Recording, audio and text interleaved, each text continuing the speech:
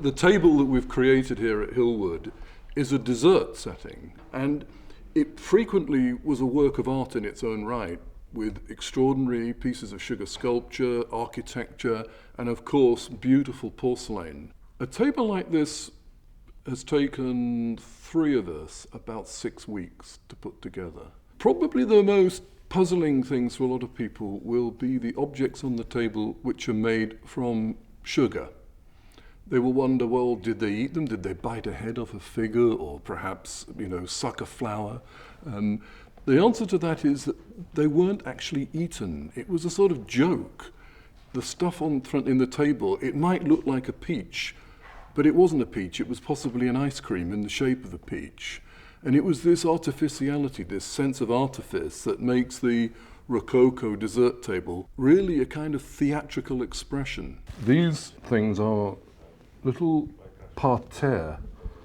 They're meant to look like shrubbery, so they're little wooden blocks that are covered with silk chenille. These little things were filled with these little multicoloured seeds, which are known as non-pareil in French, or dragées, and they're meant to represent flowers. The object that's underneath the mirror glass is known as a surtout de table, or a plateau, and it's edged with this gilt moulding which shows little satyrs with baskets of fruit on their heads, and you can see grapes. And what we've got here is a little tribute to the grape, which was the sacred plant of Dionysus, and to drinking. And now all of this is completely made out of sugar paste, or pastillage paste, which was made by mixing powdered sugar with a gum called gum tragacanth,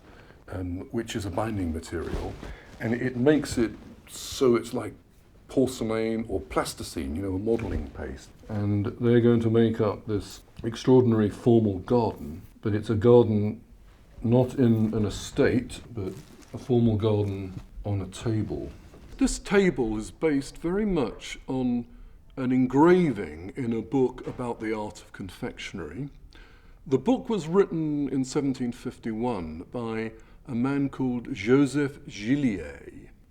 And Gillier has this wonderful illustration of a table covered in a horticultural fantasy, a formal garden with miniature parterre, borders made of silk chenille, dyed green to resemble herbage or topiary.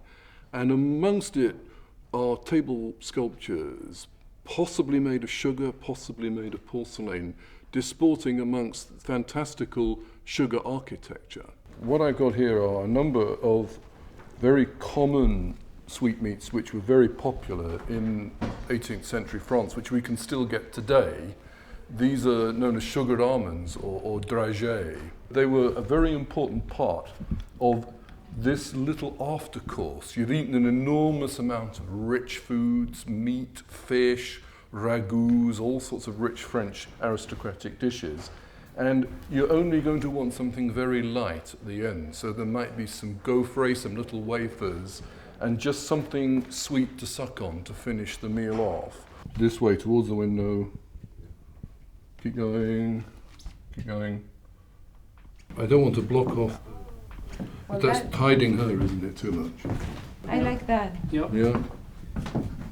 That looks pretty good. Okay, now these two need to go back a little bit too. The whole point of doing a table like this is to bring the past to life again. Normally, plates and various porcelain vessels are displayed in display cases, and we see them as beautiful objects. We don't think about how they were actually used.